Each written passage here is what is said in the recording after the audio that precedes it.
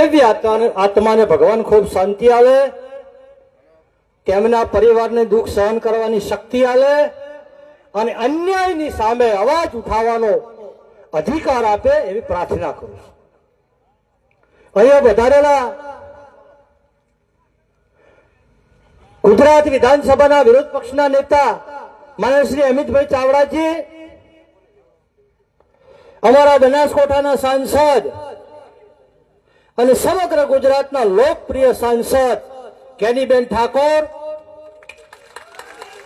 તેમજ પૂંજાભાઈ વંશ, રાજેશભાઈ ગોહિલ, ચંદનજી ઠાકોર, ભરતજી ઠાકોર, તેમજ સ્ટેજ પર બેઠેલા તમામ સવાડા વડીલો આગેવાનો, અહીંયા વિછ્યા અને જસદણની પવિત્ર ભૂમિ ઉપર અને મારા રાજકોટના પાદરની અંદર સમગ્ર ગુજરાતમાંથી વધારેલા મારા ઠાકોર સમાજ અને કોળી સમાજને નવઘણજી ઠાકોરના જાજા રામ રામ.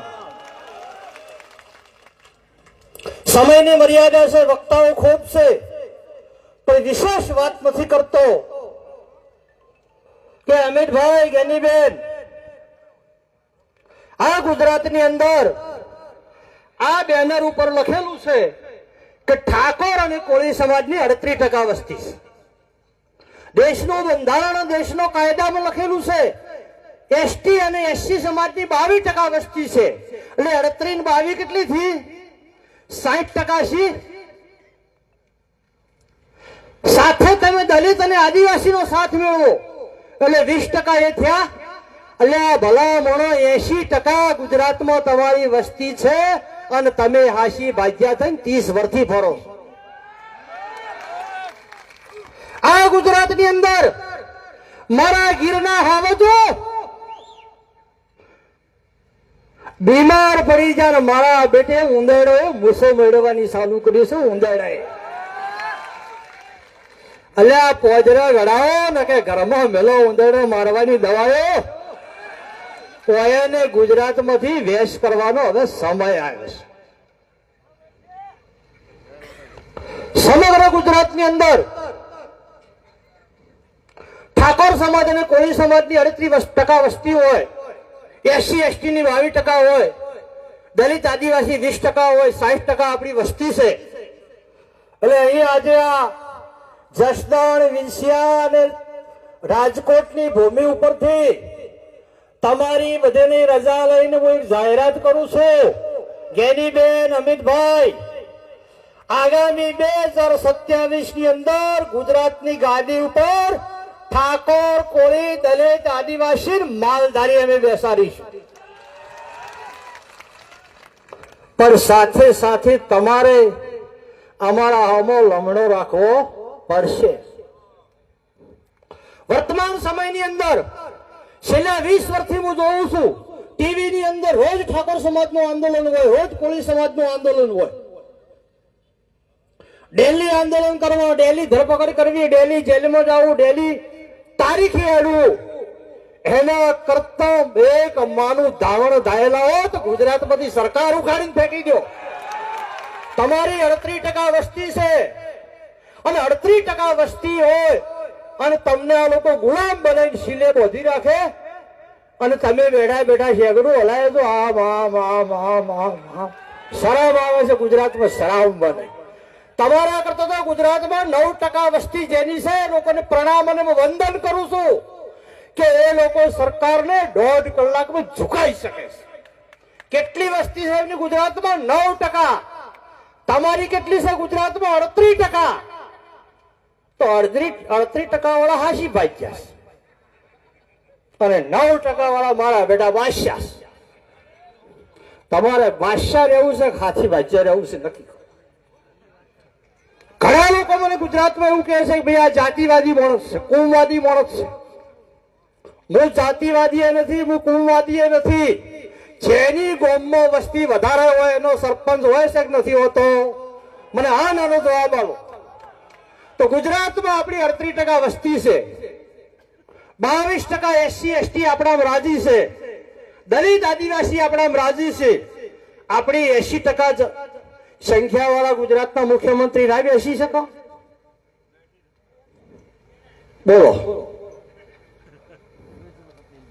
એટલે જે લોકો આ વિંસિયાનું સંમેલન બંધ કરાવવા ફરતા હતા એમને હું આ વિંસિયાની ધરતી ઉપરથી ચેલેન્જ મારી નવઘણજી ઠાકોર કહેવા માંગુ છું કે આ સંમેલન નથી ભાજપનો વિરોધ કરવા, નથી આ સંમેલન કોંગ્રેસનો વિરોધ કરવા, આ સંમેલન કોઈ રાજકીય આગેવાનની કારકિર્દી ખતમ કરવા નથી.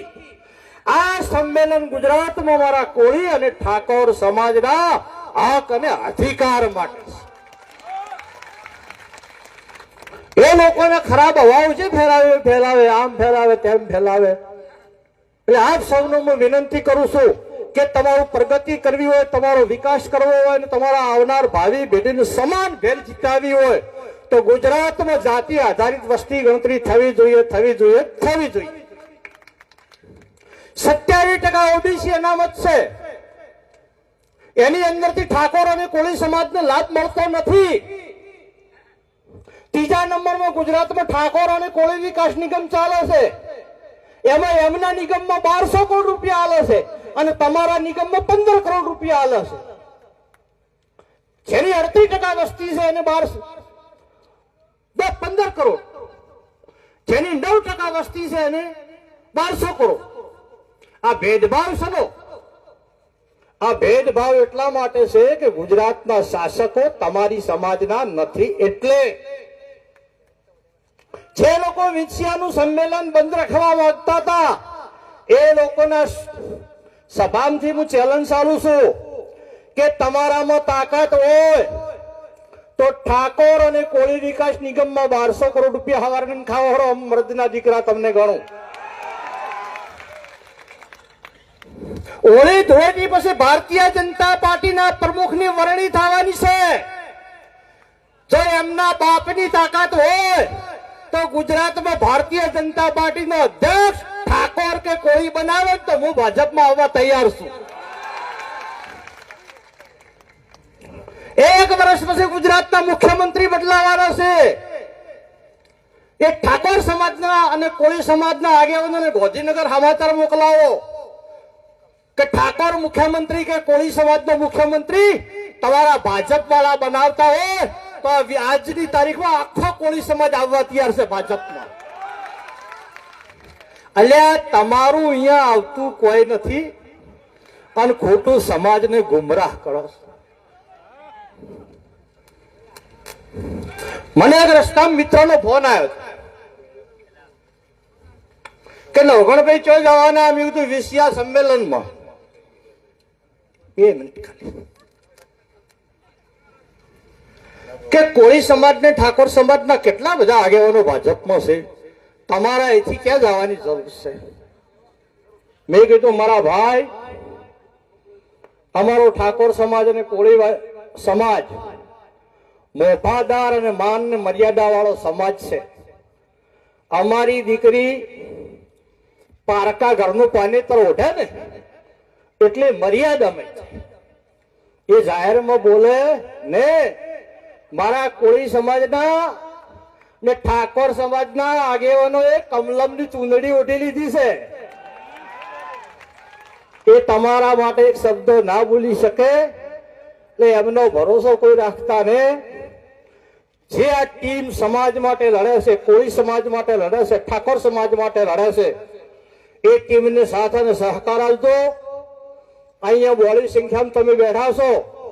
આજથી નક્કી કરો એક જ લક્ષ્ય, એક જ વિઝન. 2027 ની અંદર SS1 ની અંદર ગુજરાતમાં શાસન આપણું કોળી ઠાકોરનું હોવું જોઈએ. કોઈને વાત ગમે કે ના ગમે, બાકી આ વાત મને ગમે છે, હું તમને કરું છું. જ્યાં સુધી આપણી સરકાર નહીં આવે ત્યાં સુધી આપણો વિકાસ થવાનો નથી. આયોજક મિત્રોએ મને 2 શબ્દો કહેવાની તક આપી, મારું સન્માન કર્યું, તે બદલ આપ સૌનો ખૂબ ખૂબ આભાર વ્યક્ત કરું છું. સૌને જય સદારામ. ધન્યવાદ નવઘણજી ઠાકોરે